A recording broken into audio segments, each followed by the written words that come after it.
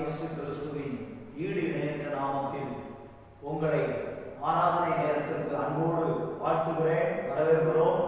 இந்த நேரத்தில் நாம் ஆண்டவரை பாடி துதித்து ஆராதித்து அவருடைய திரு வார்த்தைகளை கேட்டு பயன்பெற தேவன் நமக்கு இந்த நாளை தந்திருக்கிறார். இந்த நாளில் ஆராதனை ஆரம்ப ஜெபத்தை நாம் செய்யலாம். கண்களை மூடி தலைகளை தாழ்த்தி வானத்திற்கும் பூமிக்கும் சகல அதிகாரம் படைத்த எங்கள் சர்வ வல்லமையுள்ள தேவனாகிய கர்த்தாவே, இந்த அருமையான ஆராதனை நாளில் உம்முடைய முகத்தை நோக்கி பார்க்க நீர் எங்களுக்கு கொடுத்த தகுதிக்காக, சந்தர்ப்பத்திற்காக, வாய்ப்புக்காக வைத்திருக்கிறோம். அது மாத்திரமல்ல, இந்த நாளில் ஆண்டவரே நாங்கள் தொடர்ந்து உம்முடைய சமூகத்தில் கூடுகிறோம். நீர் எங்களோடு இடைபடும் பேசும், அதற்கு எங்களை முழுவதும் ஒப்புக் கொடுக்கிறோம், அர்ப்பணிக்கிறோம். நீரே தொடர்ந்து பொறுப்படுத்திக் கொள்ளும் வழிநடத்தும். இயேசுவின் மூலம் ஜெபிக்கிறோம் நல்ல பிதாவே, ஆமென். ஹல்லேலூயா, ஹல்லேலூயா. கர்த்தர் தாமே உங்களை ஆசீர்வதிப்பாராக. இப்பொழுது நாம் ஆனந்த களிப்புள்ள உதடுகளால் போற்றி புகழ்கின்றேன் என்கிற பாடலை பாடி கர்த்தரை மகிமைப்படுத்தலாம். சேர்ந்து இருக்கும் இடத்தில் கரங்களை தட்டி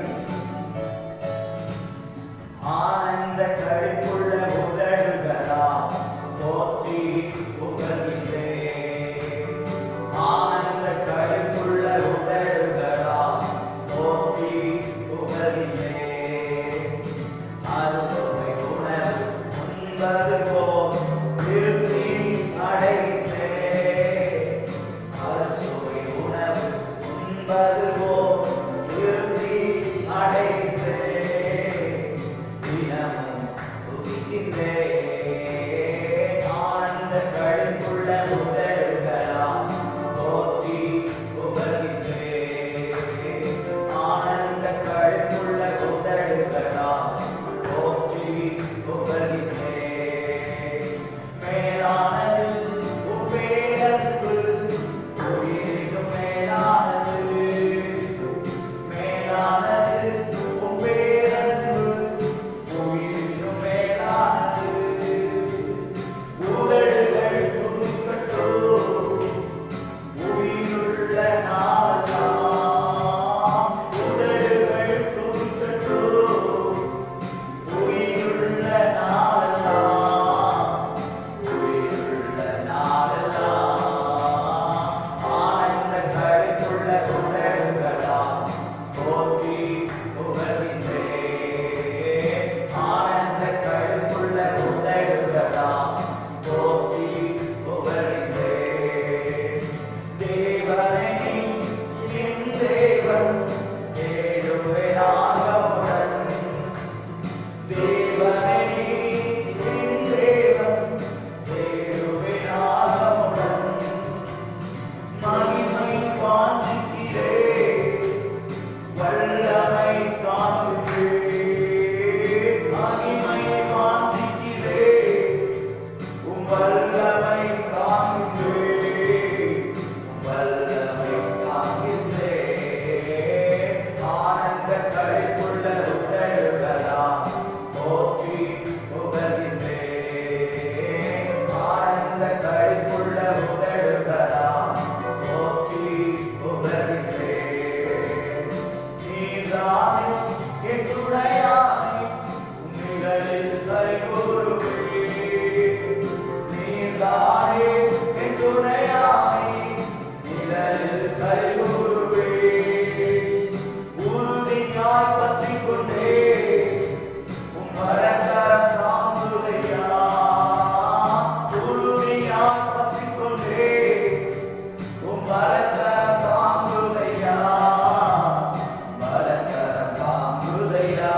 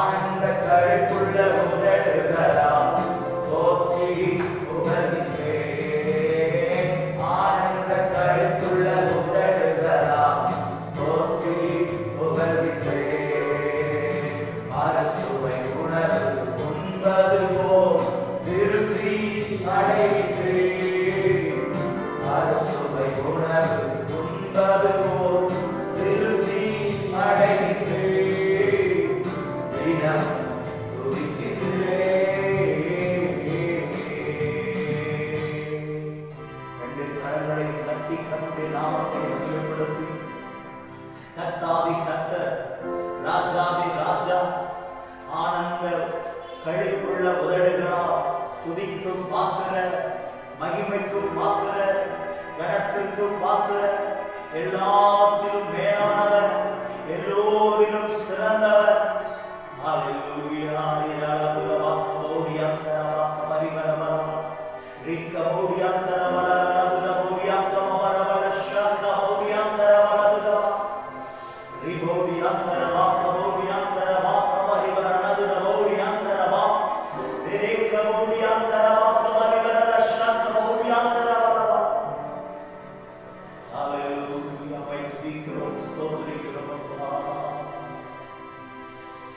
என் கைகளை நான் உயர்த்துகிறேன்,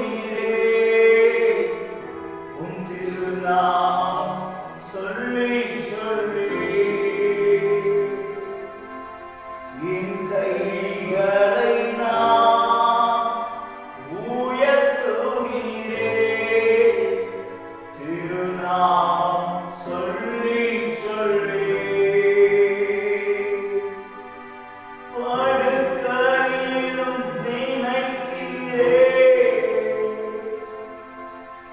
ராவிலும் தியானிக்கின்றேன். படுக்கையிலும் நினைக்கின்றேன்,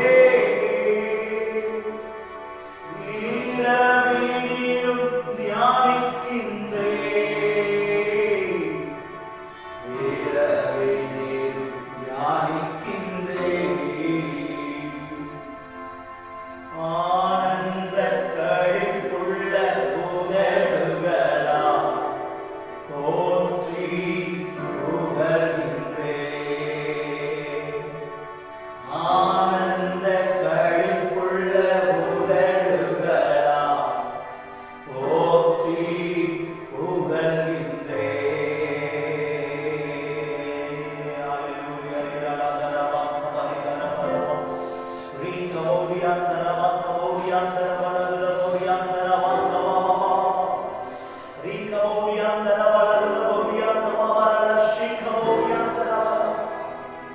கர்த்தரை ஆனந்த களிப்புள்ள உதடுகளால் துதிக்க முடியாமல் தவித்துக் கொண்டிருக்கிற தேவ பிள்ளையே, உன்னுடைய தவிப்பை அவர் அறிந்திருக்கிறார். உன் ஏக்கத்தை அவர் அறிந்திருக்கிறார். உன் மன விருப்பத்தை வேண்டுதலை அவர் கேட்டுக் கொண்டிருக்கிறார். ஏற்ற காலத்தில் கர்த்தரை மகிமைப்படுத்துகிற சந்தர்ப்பங்களை, வாய்ப்புகளை தேவன் நமக்கு உருவாக்கி தருவார். அது மாத்திரமல்ல, தேவனை துதிக்க முடியாதபடிக்கு, தேவனை ஆராதிக்க முடியாதபடிக்கு உங்களை பலவீனப்படுத்தி வைத்திருக்கிற, தடுத்து நிறுத்தி வைத்திருக்கிற இந்த உலக கவலைகள், சரீர பலவீனங்கள், குடும்ப பிரச்சனைகள், குழப்பங்கள், போராட்டங்கள், மன அழுத்தங்கள், பொருளாதார நெருக்கடிகள், இவை எல்லாவற்றிற்கும் தேவன் பதில் கொடுக்கிறவராய் இருக்கிறார். அற்புதங்களை செய்கிறவராய் இருக்கிறார்.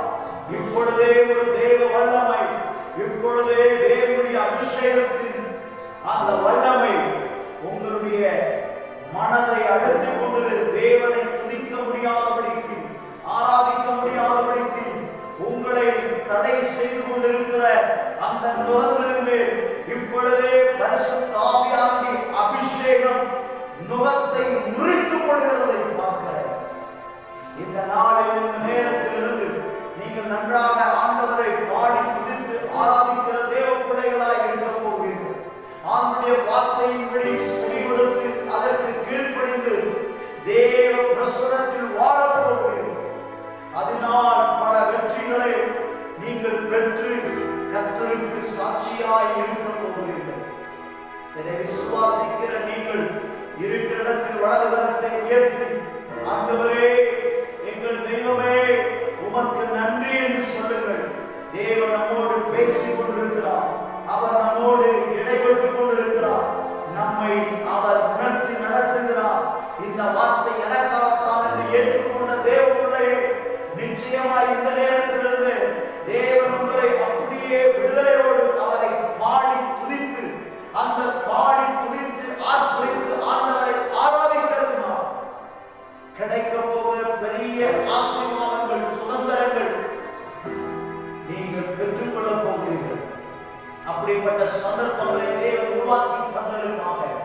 ஸ்தோத்திரம் பண்ணுகிறோம், துதிக்கிறோம்.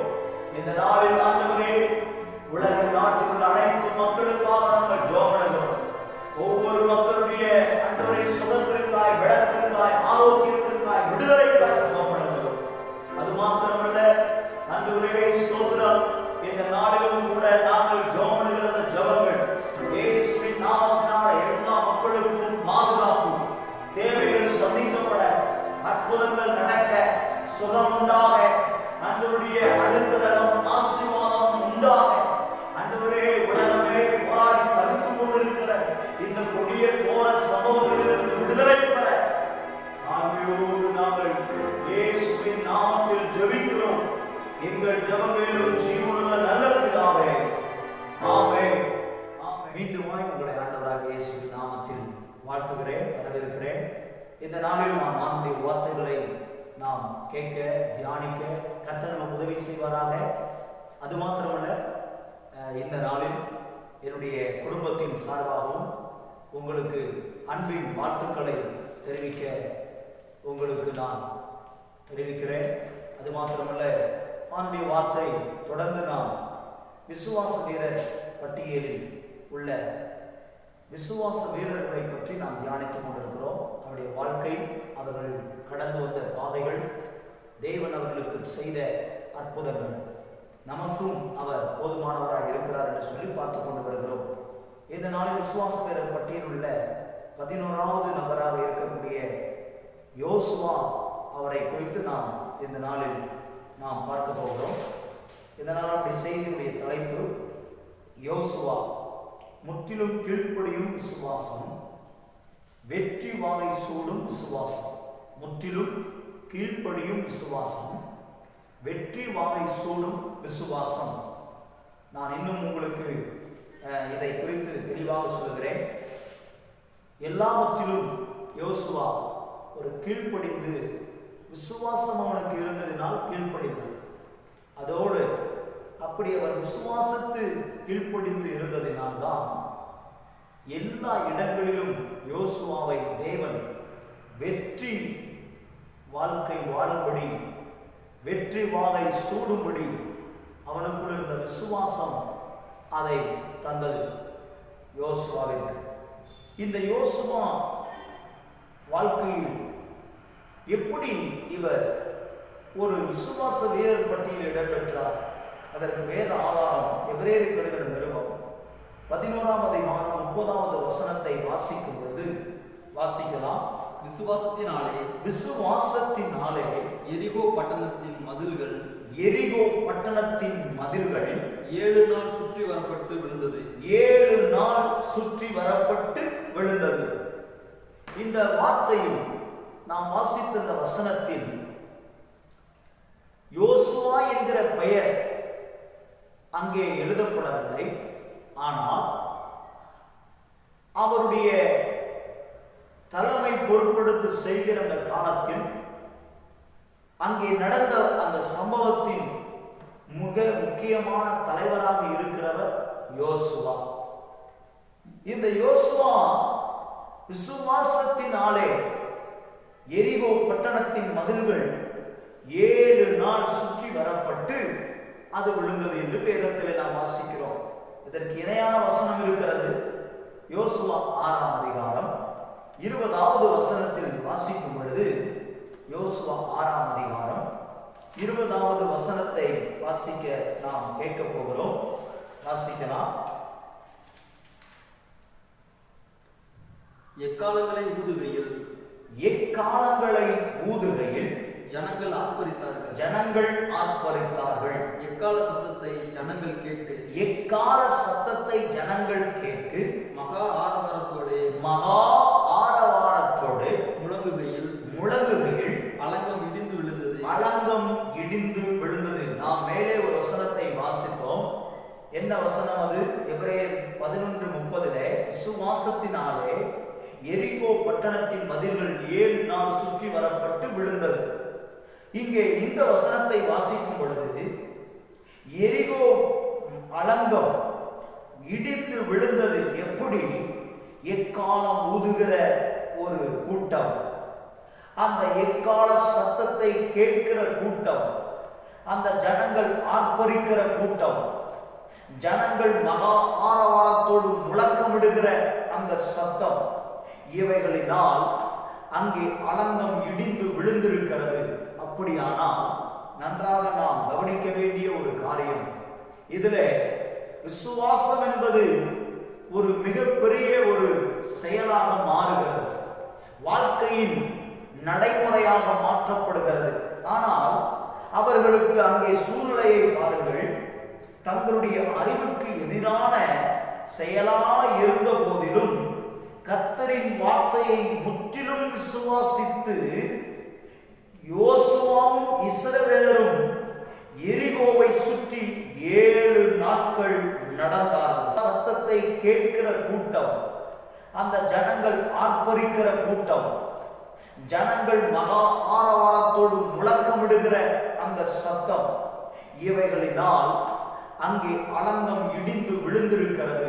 அப்படியானால் நன்றாக நாம் கவனிக்க வேண்டிய ஒரு காரியம், இதுல விசுவாசம் என்பது ஒரு மிகப்பெரிய ஒரு செயலாக மாறுகிறது, வாழ்க்கையின் நடைமுறையாக மாற்றப்படுகிறது.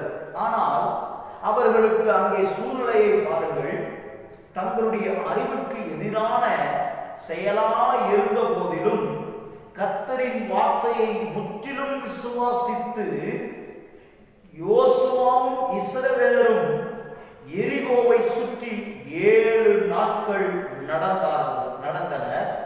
அதனால் எரிகோவின் அலங்கம் இடிந்தது. அதற்கு வேத ஆதாரம் யோசுவாவின் புஸ்தகம் 6ஆம் அதிகாரம் 1 - 27 வசனங்களை நாம் வாசிக்கும் பொழுது அங்கே இதற்குரிய ஆதாரங்கள் இருக்கிறது, என்ன நடந்தது என்று சொல்லி. அப்படிப்பட்ட சம்பவங்களை தான் நாம் 1, 2ஆக பார்த்து கொண்டிருக்கிறோம். முதலாவது, விசுவாசத்தினால எரிகோ என்கிற ஒரு பெரிய பட்டணம், அதனுடைய மதில்கள் 7 நாள் சுற்றி வரப்பட்டு விழுந்தது என்று பார்த்தோம். நன்றாக கவனியுங்கள், நன்றாக கவனியுங்கள்.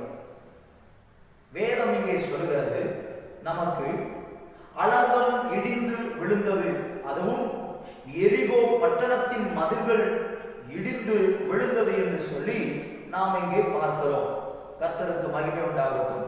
அது மாத்திரமல்ல, அந்த எரிகோவில் இருக்கிற அந்த ஸ்தோத்திரம் மதில்களை குறித்து வேதம் நமக்கு மிகவும் தெளிவாக சொல்லியிருக்கிறது. அது ஒரு அரணிப்பான ஒரு கோட்டை. என்னன்னா சொல்லணும்னா, நீங்க ஸ்தோத்திரம் கொஞ்சம் கவனிச்சீங்கன்னா நான் சொல்லிடுவேன். பாருங்க, இந்த எரிகோவினுடைய மதில்களை குறித்து இங்கே சொல்லியிருக்கிறார்கள். ஸ்தோத்திரம் முழுமையான ஒரு நம்பிக்கையான ஒரு மதில்கள். அந்த மதில்களில் யாரும் அவ்வளவு எளிமையாக செய்துவிட முடியாது, யாரும் இடித்து விட முடியாது. அப்படி இடித்து உள்ளே இருக்கிற பட்டணங்களை கொள்ளையாட முடியாது. எப்படி அதை நான் சொல்லுகிறேன் என்று சொன்னால், எரிகோ மதில் இஸ்ரவேலு புத்திரருக்கு முன்பாக அடைக்கப்பட்டிருந்தது. எதற்கு? எரிகோ பட்டணத்துக்குள்ளே நுழைய முடியாதபடிக்கு. யோசுவா 6ஆம் அதிகாரம் 1ஆம் வசனத்தில் எரிகோ மதில் அவர்களுக்கு முன்பதாக அடைக்கப்பட்டிருந்தது. ஒருவரும் வெளியே போகவும் இல்லை, ஒருவரும் உள்ளே வரவும் இல்லை என்று வேதம் சொல்லுகிறது. பாருங்கள், எரிகோ நகரம் உலகின் பழமையான நகரங்களில் ஒன்றாகும். எரிகோ நகரம் உலகின் பழமையான நகரங்களில் ஒன்றாகும். அது மட்டுமல்ல, வீடு கட்டப்பட்டிருக்கும் அளவிற்கு அகலமான மதில் அதை சுற்றி உயரமாக இருந்தது என்று இங்கே வேத அறிஞர்கள் அதை நமக்கு சொல்லி எழுதி வைத்திருக்கிறார்கள். அது மாத்திரமல்ல, கர்த்தருக்கு ஸ்தோத்திரம், அந்த நகரையே பாதுகாக்க அளவுக்கு ஒரு எதிரிகளும் போரிட்டு உள்ளே நுழைய முடியாத அளவுக்கு அந்த மதில்கள், ஸ்தோத்திரம், ஒரு நகரை பாதுகாக்குகிற அளவுக்கு அது கட்டப்பட்டிருந்தது. அது மாத்திரமல்ல, யாரும் கைப்பற்ற முடியாத வலுவான கோட்டை என எரிகோ அந்த நாட்களில் கருதப்பட்டது. அது மாத்திரமல்ல, இந்த கோட்டை நகரை இஸ்ரவேலர் கைப்பற்றினால் கானான் நாட்டு மக்களின் அவர்களுக்குள்ளே ஒரு பயம் உண்டாகும் என்கிற நிலை இருந்தது. எரிகோவை தகர்த்த இஸ்ரவேலின் தேவன் எதையும் தகர்க்க முடியும் என்கிற ஒரு பெரிய அங்கே நிறுவனத்தை தேவன் அங்கே செய்து முடிக்கிறார். பாருங்க, எரிகோ மதில் இடிந்து விழுந்தது என்று சொல்லி நாம் பார்த்து விட்டோம். ஆனால் அந்த எரிகோ மதிலுடைய தன்மையை குறித்து நான் உங்களுக்கு சொன்னேன். அது ஒரு சாதாரணமான மதில்கள் அல்ல, ஒரு பெரிய காம்பவுண்டு சுவர், சாதாரணமாய் வீட்டை சுற்றிலும் இருக்கிற காம்பவுண்டு சுவரை போல அல்ல.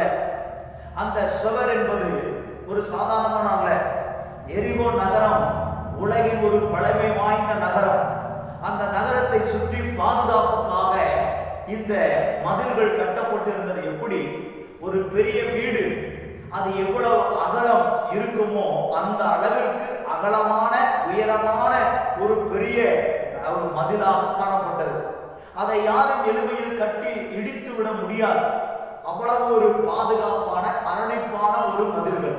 இங்கே வேதம் சொல்கிறது, அப்படி அரணிப்பான அப்படி பழமை வாய்ந்த நகரத்தினுடைய மதிலானது அந்த நாட்டினுடைய எதிரிகள் வந்து போரிட்டு ஜெயிக்க முடியாத அளவுக்கு பாதுகாப்புக்குரிய ஒரு அந்த மதில்கள் இங்கே விழுந்தது என்று வேதம் சொல்கிறது. என்ன என்று சொல்லி, விசுவாசத்தினால எரிகோ பட்டணத்தின் மதில்கள் 7 நாள் சுற்றி வரப்பட்டு விழுந்தது என்று எபிரேய புஸ்தகத்தில் சொல்லப்பட்டிருக்கிறது. இது எப்படி விழுந்திருக்கும்? இது யாருனால் நடந்த சம்பவம்? இதற்கு என்ன காரணம்? ஏன் இப்படி ஒரு சம்பவம் நடந்தது? இதற்கு என்ன அர்த்தம் இருக்கிறது? இந்த மதில்கள் இடிக்கப்படுவதற்கான நோக்கம் என்ன? யார் இந்த மதில்களை இடித்தார்கள்? என்ன சம்பவம் நடந்தது? அதைத்தான் நாம் பார்க்கிறோம். பாருங்கள், இந்த யோசுவாவின் புஸ்தகம் 6வது அதிகாரத்திற்கு முன்பதாக இருந்து நான் உங்களுக்கு சில வார்த்தைகளை சொல்லுகிறேன். யோசுவாவின் காலத்திற்கு முன்பதாக மோசே என்கிற தேவ மனுஷன் இஸ்ரவேல் ஜனங்களை எகிப்திலிருந்து விடுதலையாக்கப்பட்டு அவர்களை வழிநடத்தி வருகிறார். ஆனால் ஸ்தோத்திர, மோசேயை பார்த்து தேவன் சொல்லுகிறார், உன்னுடைய வழிநடத்துதலும் இனி நீ கானான் தேசத்துக்குள்ள நுழைய முடியாது என்று சொல்லி அவரிடத்தில் பேசி, அங்கே உனக்கு பதிலாக யோசுவாவை ஒரு ஸ்தானத்தில் நீ அவனுக்கு உனக்கு இருக்கிற கணத்தில் கொஞ்சம் கணத்தை அவனுக்கு கொடு என்று தேவன் சொல்லுகிறார். மோசே இந்த வார்த்தைக்கு கீழ்ப்படிந்தார். ஜனங்களுக்கு முன்னதாக யோசுவாவை நிறுத்தினார்.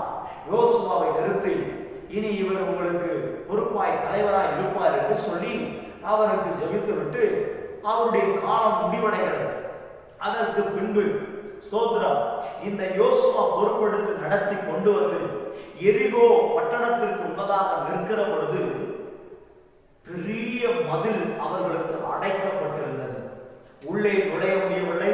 வெளியே இருந்து ஒருவரும் உள்ளே இருந்து ஒருவரும் வெளியே வரவில்லை. வெளியே இருந்து ஒருவரும் உள்ளே போகவும் இல்லை என்று வேதம் தெளிவாய் சொல்லுகிறது. அப்படிப்பட்ட நேரத்தில் பாருங்கள் ஸ்தோத்திரம், அவர்கள் அங்கே ஜனங்கள் எல்லாம் இப்பொழுது வழிநடத்தி வந்த யோசுவாவை பார்த்து பேசியிருக்கலாம், கேட்டிருக்கலாம். அதற்காக யோசுவா அவருக்கு நல்ல குணம் இருந்தது. எப்பொழுதெல்லாம் அவர் தேவனை நேசித்தபடினாலே ஆசரிப்பு கூடாரத்தை விட்டு விலகாத ஒரு தேவ மனுஷனாய் காணப்பட்டார். உடனே ஆசரிப்பு கூடாரத்திற்குள் போயிருப்பார், தேவனை நோக்கி ஜெபித்திருப்பார். அதற்கு பதிலாகத்தான் தேவன் 6ஆம் அதிகாரத்தில் 2வது வசனத்திலே சொல்லுகிறார், கர்த்தர் யோசுவாவை நோக்கி, இதோ எரிகோவையும் அதன் ராஜாவையும் யுத்த வீரரையும் உன் கையிலே ஒப்பு கொடுத்தேன். தேவன் பாருங்கள், யோசுவாவினுடைய தேவன் என்பதற்கு நிரூபிப்பதற்காக யோசுவாவைத்தான் தேவன் அந்த ஜனங்களை நடத்தி சென்று அந்த பெரிய மதில்களை இடித்து அந்த மதில்களுக்கு உள்ளே புறப்பட்டு போய் பட்டணத்தை பிடிப்பதற்கு ஸ்தோத்திரம், யோசுவாவை தேவன் தேர்வு செய்திருக்கிறார் என்பதற்கான அடையாளமாகத்தான் இங்கே பாருங்கள், அந்த எரிகோவையும் அதன் ராஜாவையும் யுத்த வீரரையும் கையிலே தேவன் ஒப்பு கொடுத்தேன் என்று சொல்லி அங்கே வாக்கு கொடுக்கிறார். இங்கே பாருங்கள், வாசிக்கலாம். யோசுவா 6ஆம் அதிகாரம் 2-3 வசனங்களை சேர்த்து வாசிக்கும் பொழுது தேவன் யோசுவாவுக்கு வாக்கு கொடுக்கிறார், வாக்குத்தத்தம் கொடுக்கிறார். என கண்பான தேவ பிள்ளையே, நம்முடைய வாழ்க்கையிலும் உங்களுடைய வாழ்க்கையிலும் தேவன் வாக்குத்தத்தங்களை கொடுத்திருக்கிறார் என்று சொன்னால் நாம் அந்த வாக்குத்தத்தத்தை கேட்டுவிட்டு அது நடக்கிறதோ இல்லையோ என்று மறந்துவிடக் கூடாது. அந்த வாக்குத்தத்தத்திற்கு நாம் முயற்சிகள் எடுக்க வேண்டும். அந்த வாக்குத்தத்தம் நிறைவேற நாம் விசுவாசிக்க வேண்டும். அந்த விசுவாசம் கிரியை இல்லாத விசுவாசமாய் இருக்கக்கூடாது. இந்த யோசுவாவை போல கிரியை உள்ள விசுவாசம் உடையவர்களாக இருக்க வேண்டும். அப்படி பாருங்கள், யோசுவா என்ன செய்கிறார்? யோசுவா ஆண்டவர் கொடுக்கிற ஆலோசனையின்படி அங்கே அந்த விசுவாசத்தை கிரியைகளினால் நடப்பித்து காண்பிக்கிறார். என்ன என்று சொல்லி பாருங்கள். என்ன அந்த வாக்குத்தத்தம் நாம் வாசித்தோம். அங்கே இருக்கிற எரிகோவையும் எரிகோவின் ராஜாவையும் அங்கே இருக்கிற யுத்த வீரரையும் உன் கையில் ஒப்பு கொடுத்தேன் என்று வாக்கு கொடுத்து விட்டார். அந்த வாக்குத்தத்தத்தை தேவன் கொடுத்து விட்டார். அவர் செய்வார் என்று நம்பிக்கொண்டவர் இராமல் ஆண்டவரிடத்திலிருந்து அடுத்த ஆலோசனைகளை கேட்கிறார்.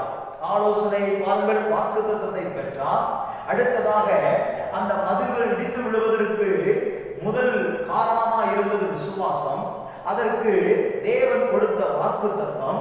அந்த வாக்குத்தத்தத்திற்கு எப்படி அது நிறைவேற்றலாம் என்பதற்கான ஆலோசனை, நீ என்ன செய்ய வேண்டும் என்கிற புத்திமதி ஆலோசனைகளை பாருங்கள். வாசிக்கலாம்.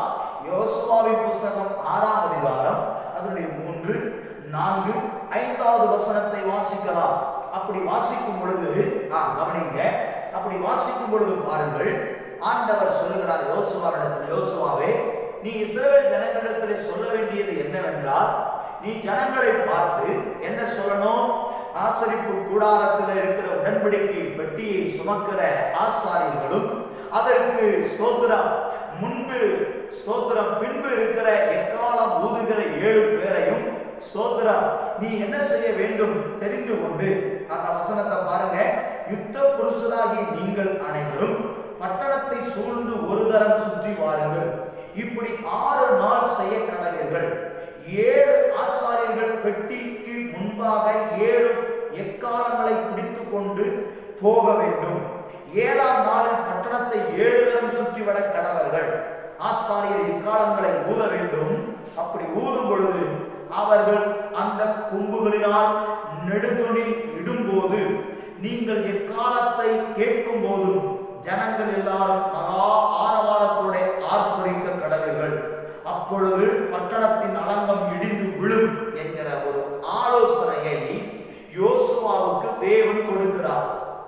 அந்த ஆலோசனையை கேட்கிற யோசுவா அப்படியே ஆசாரியர்களை சொல்லி, ஜனங்களிடத்திலே யுத்த புருஷரிடத்திலே சொல்லி, அங்கே எக்காலம் ஊதுகிறவர்கள், அந்த உடன்படிக்கை பெட்டியை சுமக்கிறவர்கள், அது மாத்திரமா பாருங்கள், அப்படியே அவர்கள் ஆரவாரம் செய்கிறவர்களையும் எக்கால சத்தத்தை கேட்டு நெடுதுணி இடுகிற அந்த சத்தங்களை கேட்கவும் அவர்களுக்கு ஒரு நாள் ஒரு முறை அந்த பட்டணத்தை சுற்றி வருகிற அளவு அந்த ஆலோசனைகளையும், 6வது நாள் முடிந்து 7வது நாளிலே ஸ்தோத்திரம் ஒரே அந்த கடைசி நாளில் 7 முறை பட்டணத்தை சுற்றி வர வேண்டும் என்கிற ஆலோசனைகளின்படியும் அப்படியே யோசுவா கர்த்தரிடத்திலிருந்து கேட்டதை அப்படியே இஸ்ரவேலிடத்திலே சொன்னான்.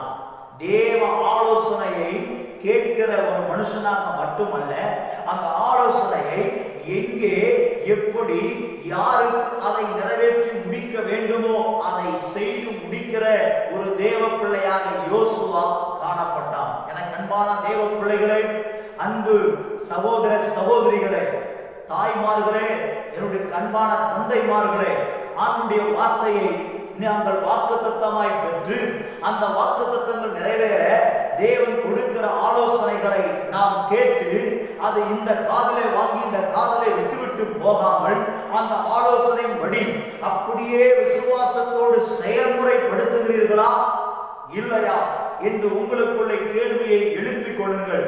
அப்படி நீங்கள் பயன்படுத்துகிறவர்களா இருந்தால் நீங்கள் தான் தேவனிடத்திலிருந்து பெறப்போகிற பெரிய ஆசீர்வாதத்திற்கு உங்களை தேவன் பயன்படுத்திக் கொண்டிருக்கிறார், இன்னும் பயன்படுத்த போகிறார். இல்லை, எனக்கு அந்த ஆலோசனையின்படி நான் இன்னும் செய்யவில்லை, அந்த ஆலோசனையை நான் அசட்டை பண்ணிவிட்டேன், அந்த ஆலோசனைகளை மறந்து விட்டேன், அந்த கொள்கை திட்டங்களை நான் கைவிட்டு விட்டேன், நான் அதை அலட்சியப்படுத்தி விட்டேன், ஐயோ நான் இப்படி செய்து விட்டேனே என்று சொல்லி நீங்கள் வருத்தப்படுகிறவர்களா இருப்பீர்களானால் இந்த நாளில் ஒரு தீர்மானத்தை எடுங்கள்.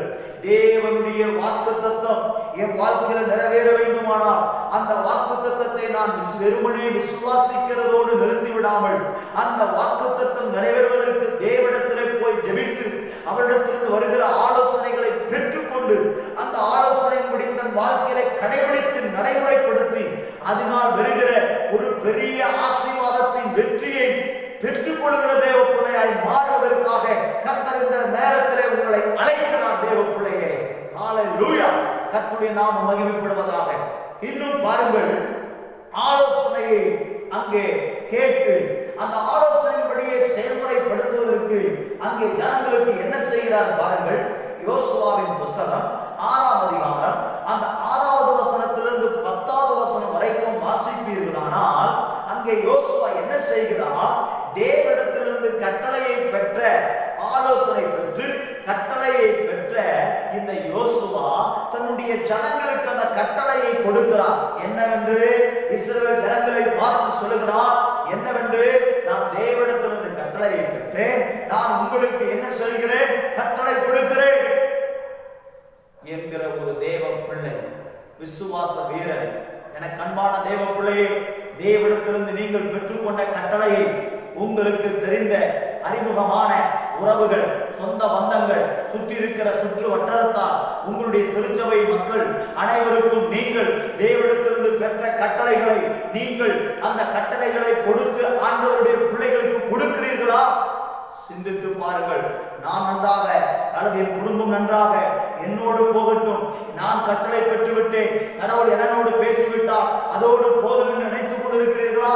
தேவன் ஒரு நாள் உங்களிடத்திலும் என்னிடத்திலும் கணக்கு கேட்பார். அப்படி இருப்பீர்களா? நான் கட்டளையை பெற்ற நீங்களும் நானும் அதை ஜனங்களுக்கு போய் சேர வேண்டிய, சொல்ல வேண்டிய, யார் கேட்க வேண்டும் என்று தேவன் திட்டமிட்டு இருக்கிறாரோ அவர்களுக்கு நாம் அறிவிக்க வேண்டியது, கட்டளை கொடுக்க வேண்டியது நம்முடைய கடமையா இருக்கிறது. ஆமென், அல்லேலூயா, கர்த்தருடைய நாமம் மகிமைப்படட்டும். அது மாத்திரமா, இந்த யோசுவா பாருங்கள் இன்னும் என்ன செய்திருக்கிறார்.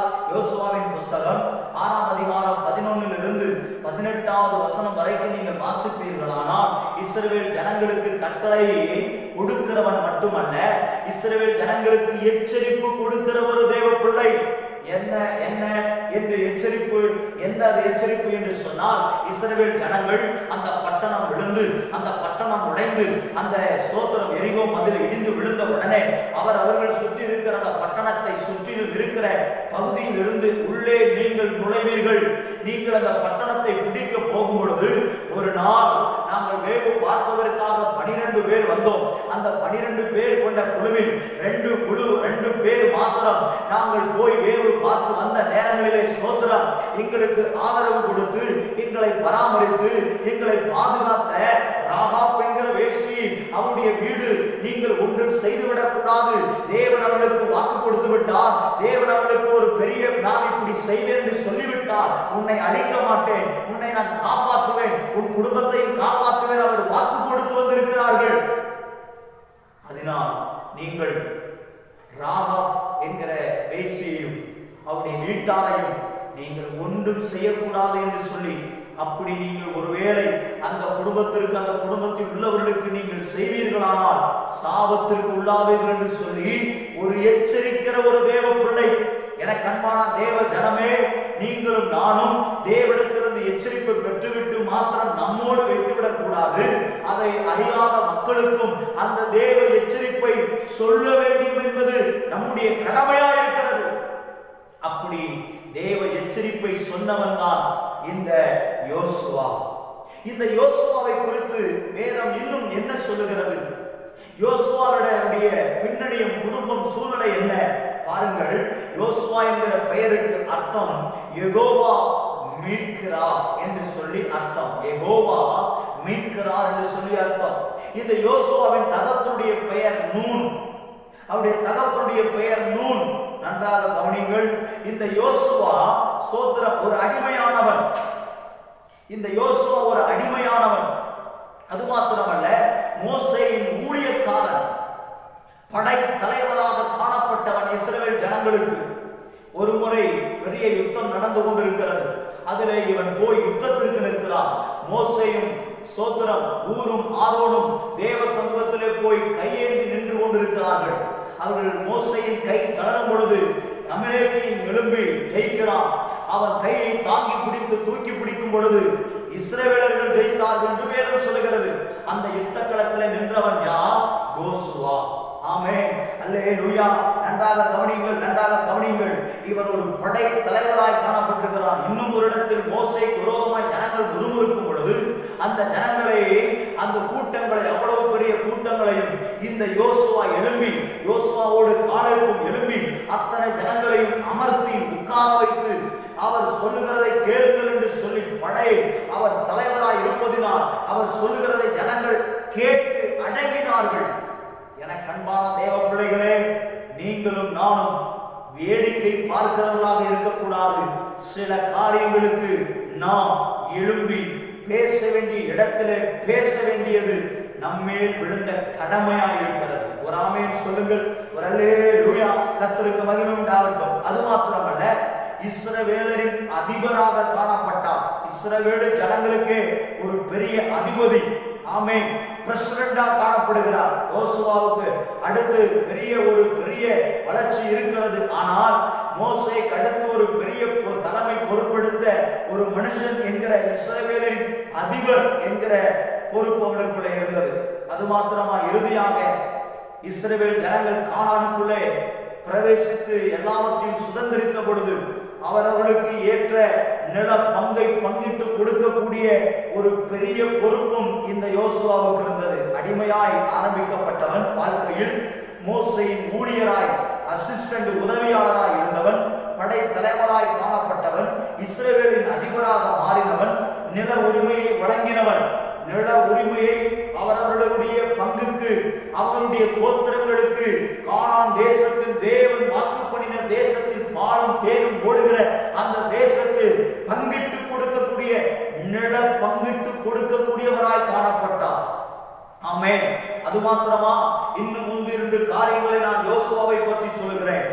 முதல் காரியம், யோசுவா தலைவனின் கட்டளைக்கு கீழ்ப்படிந்தவன், அமலேக்கியருடன் போரிட்டு வென்றவன். இந்த யோசுவாவுடைய வாழ்க்கையில தலைவன் என்கிற மோசேயின் வார்த்தைக்கு அப்படியே கீழ்ப்படுகிற ஒரு தேவ பிள்ளை, ஒரு விசுவாச வீரன். அது மாத்திரமா, அமலேக்கியருடன் ஒரு பெரிய யுத்தம் நடந்து கொண்டிருக்கிறது. நான் ஏற்கனவே சொன்னேன். மோசே தேவ சமூகத்திலே கை உயர்த்தி நிற்கிறார்.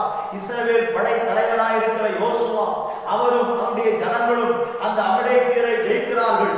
அவருடைய கை சோறும் பொழுது, அங்கே அமலேக்கியர் ஜெயிக்கிற நேரம் வரும் பொழுது, ஸ்தோத்திரம், அந்த யுத்த களத்தில் நின்று அந்த அமலேக்கியருடைய யுத்தம் பண்ணி ஜெயித்த ஒரு தேவ பிள்ளை. ஆமென். தலைவனின் கட்டளைக்கு கீழ்ப்படிந்தவன், பின்வாங்காதவன், யுத்தத்தை விட்டு ஓடி வராதவன், யுத்த களத்தை மறக்காதவன், யுத்த களத்தில் தன் ஜனங்களுக்காக முன்பதாக நின்றவன். எனக்கு அன்பான தேவ பிள்ளையே, கர்த்தர் உங்களுக்கு கொடுத்திருக்கிற பொறுப்பில், கர்த்தர் உங்களுடைய போதகர் உங்களுக்கு கொடுத்திருக்கிற பொறுப்பில், உங்கள் சபை உங்களை நம்பியிருக்கிற அந்த பொறுப்பில் நீங்கள் உண்மையும் உத்தமமாய் கீழ்ப்படிந்து இருப்பீர்களானால் தேவன் உங்களை ஒரு காலத்தில் பெரிய மேன்மையான ஒரு பெரிய அதிபராக, ஒரு பெரிய நில பங்கிட்டாளராக உங்களை கர்த்தர் மாற்றுவார். ஆமென், அல்லேலூயா. உங்கள் குடும்பத்தில் உங்களுக்கான மதிப்பு இல்லையோ, உங்களுக்கான மரியாதை இல்லையோ, அல்லது உங்களை மதித்து நடக்காமல் இருக்கிறார்களோ, கவலைப்பட வேண்டாம்.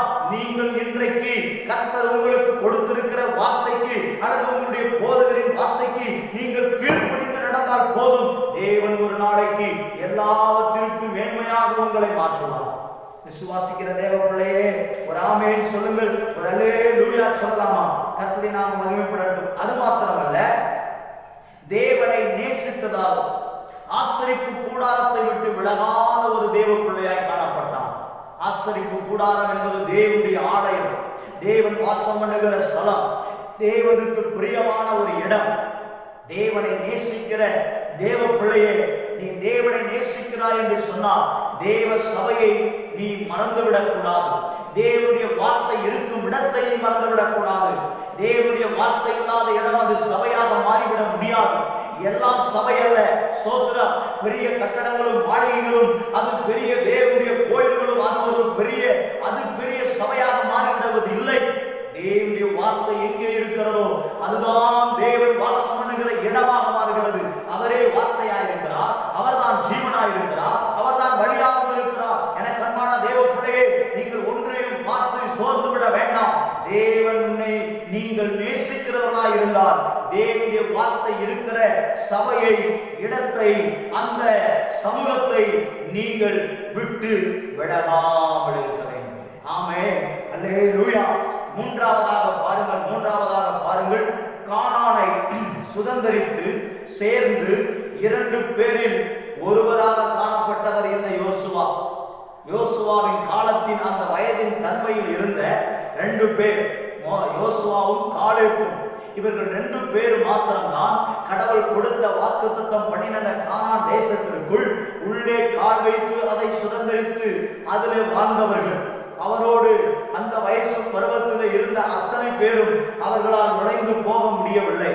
அதில் ஒரு மிக முக்கியமான 2 பேரில் ஒருவராக இந்த யோசுவா காணப்பட்டவர்.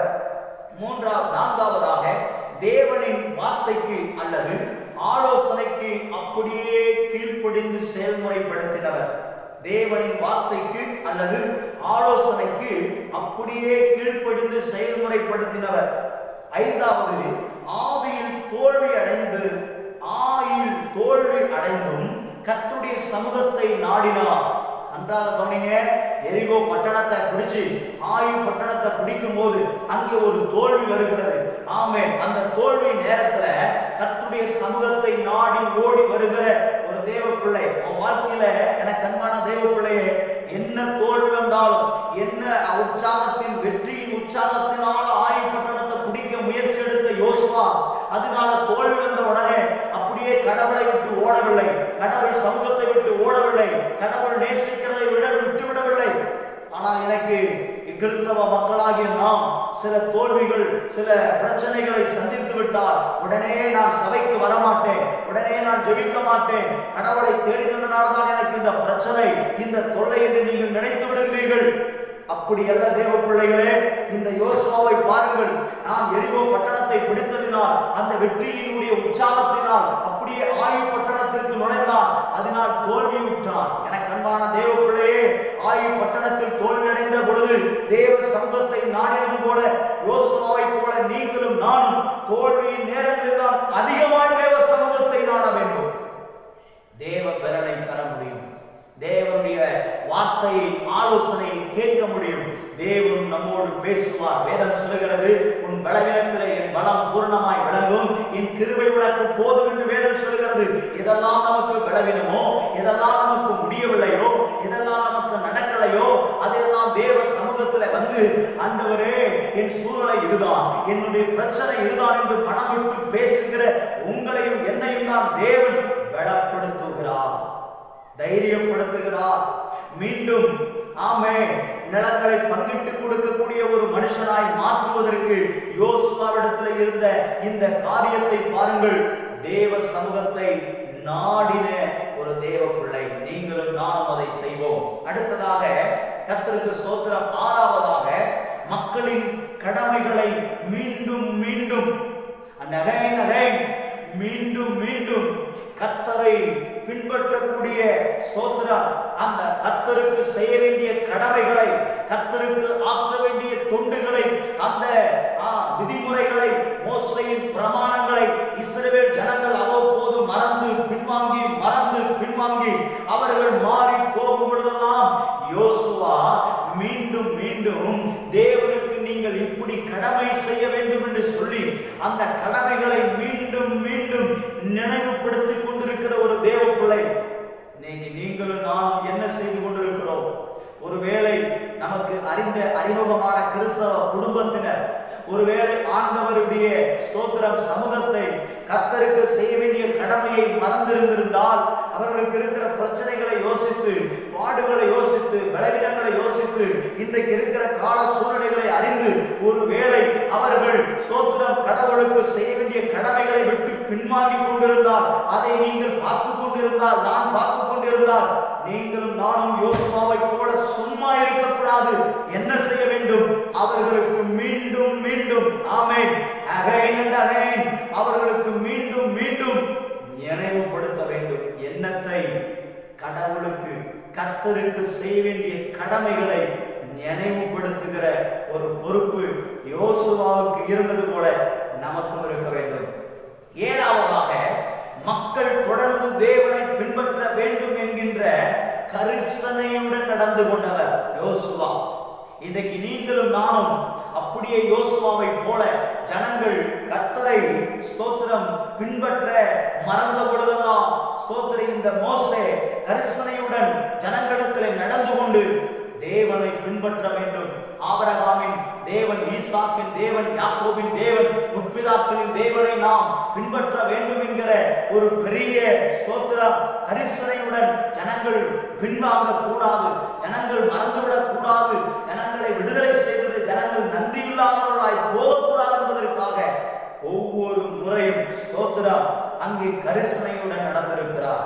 கடைசியா பாருங்க, ஆமென், இப்படிப்பட்ட இந்த யோசுவாவின் வாழ்க்கையில ஒரே ஒரு பலவீனம் என்னன்னா, எரிகோவில் கிடைத்த வெற்றியினால் உற்சாகத்தினால் ஆயி பட்டணத்தை பிடிக்க சென்றதுதான் ஒரு பலவீனம், வேற ஒன்றும் இல்லை.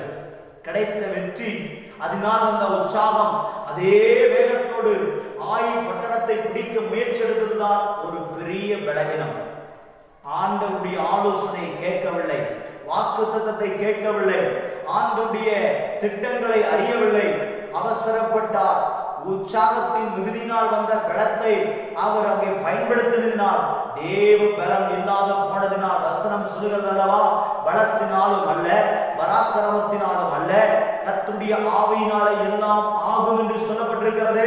அப்படியே இந்த யோசுவா எரிகோ பட்டணத்தின் மதில்களை இடிப்பதற்கு கர்த்தரிடத்திலே போய் ஜெபித்ததினால் கர்த்தர் வாக்கு கொடுத்தார், வாக்கு நிறைவேறுவதற்கு ஆலோசனை கொடுத்தார், ஆலோசனை நிறைவேறுவதற்கு கட்டளை கொடுத்தார், கட்டளையின் ஜனங்களுக்கு எச்சரிப்பு கொடுத்தார். அதே இடத்தில் ஆயி பட்டணத்திலே வெற்றிக்கு போகும் நேரங்களிலே தேவ சமூகத்தை நாட தேவனிடத்தில் கேட்க மறந்து விட்டார்.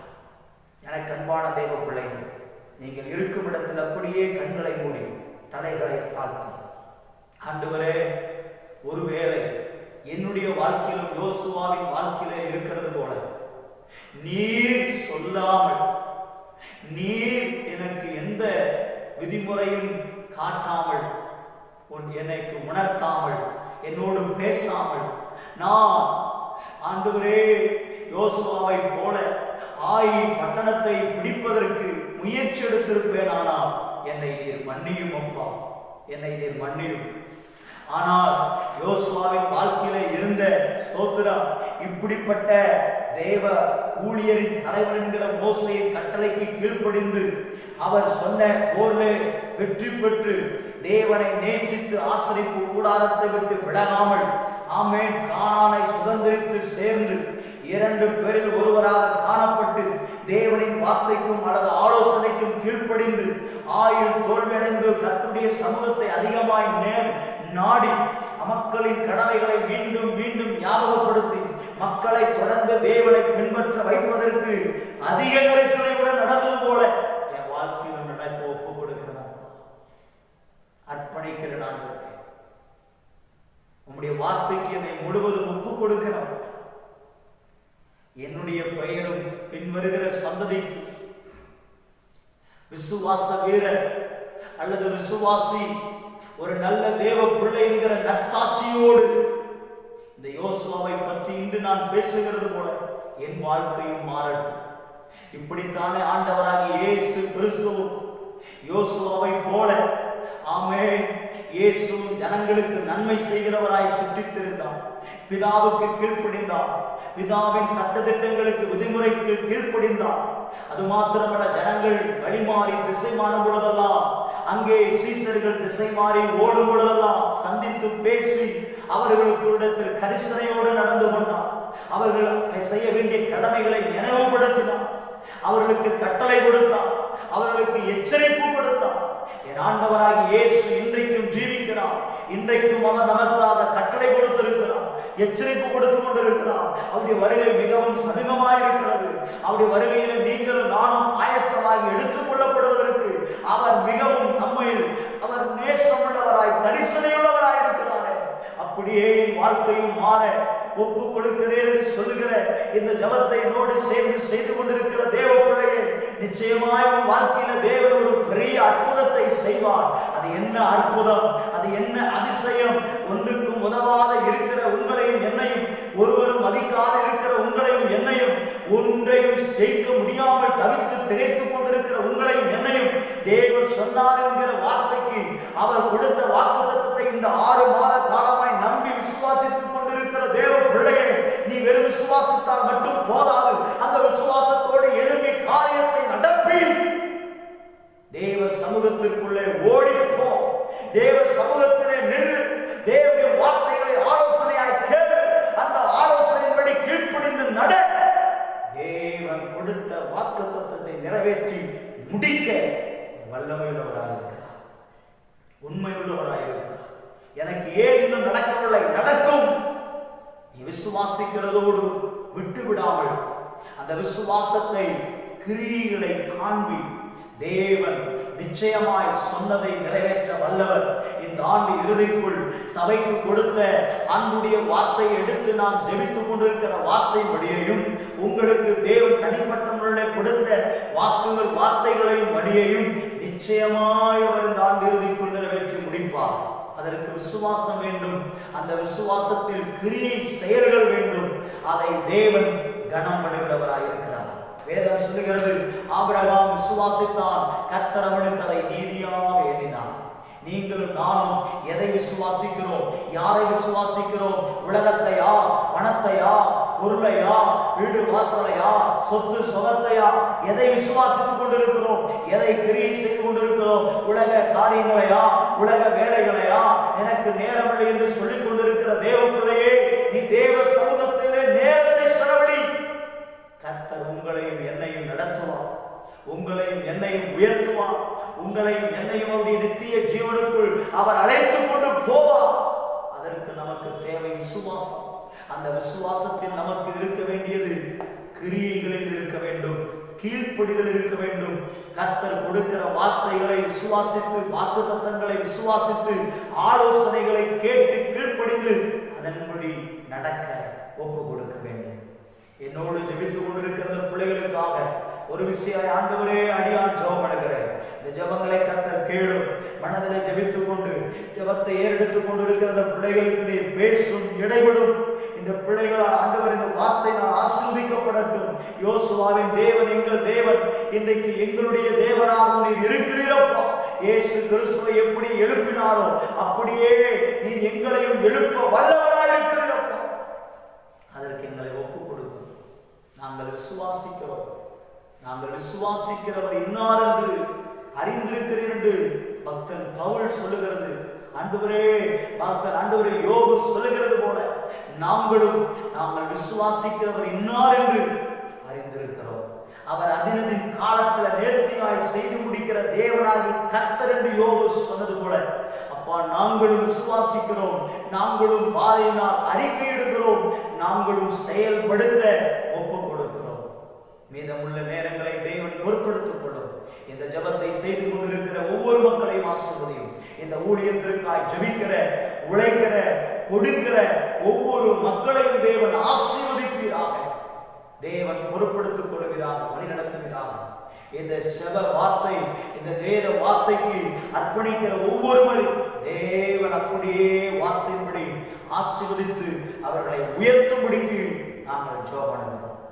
இதற்காக ஆண்டவரே பிரயாசப்படுகிற ஒவ்வொருவரையும் தேவன் ஆசீர்வதிப்பாராக. எல்லாவற்றையும் திருக்கரத்தில் ஒப்புக் கொடுத்து ஜெபிக்கிறோம். எங்கள் ஜெபங்களும் ஜீவனுள்ள நல்ல பிதாவே, ஆமென், ஆமென். நம்முடைய கர்த்தராகிய இயேசு கிறிஸ்துவின் கிருபையும் பிதாவாகிய தேவனுடைய ஆண்டவராகிய பரிசுத்த ஆவியாருடைய அன்யோன்யம், ஐக்கியம், சந்தோஷம், சமாதானம், வழிநடத்துவதும் காவலும் நம் அனைவரோடும் இந்த வார்த்தைகளை கேட்டுக்கொண்டு பார்த்து கொண்டிருக்கிற ஒவ்வொரு தெய்வ பிள்ளைகளோடும் ஒவ்வொருவரோடும் என்றென்றைக்கும் இருப்பதாக. ஆமென், ஆமென். நாம் சேர்ந்து சொல்வோம். என் ஆத்துமாவே கர்த்தரை ஸ்தோத்திரி, என் முழு உள்ளமே அவருடைய பரிசுத்த நாமத்தை ஸ்தோத்திரி. என் ஆத்துமாவே கர்த்தரை ஸ்தோத்திரி, அவர் செய்த சகல உபகாரங்களையும் மறவாதே. ஆமென், ஆமென். ஹalleluya, ஹalleluya, ஹalleluya. கர்த்தர் உங்களை ஆசீர்வதிப்பாராக. மீண்டும் அடுத்த ஆராதனையில் உங்களை பார்க்கிறேன். அதுவரைக்கும் கர்த்தருடைய கிருபை உங்களோடும் இந்த ஊழியத்தோடும் இருப்பதாக. சகல பரிசுத்தவான்களுக்காக, அனைத்து உலக மக்களுக்காக, அதிகாரிகள், தலைவர்கள், எல்லா மக்களுக்காக ஜெபிக்க மறக்க வேண்டாம். உங்களுடைய போதகராகிய நான், என்னுடைய திருச்சபை மக்களாகி உங்களிடத்தில் நான் தாழ்மையோடு கேட்டுக்கொள்கிறேன். ஜெபம் ஜெயம். கர்த்தர் உங்களை ஆசீர்வதிப்பாராக. ஆமென்.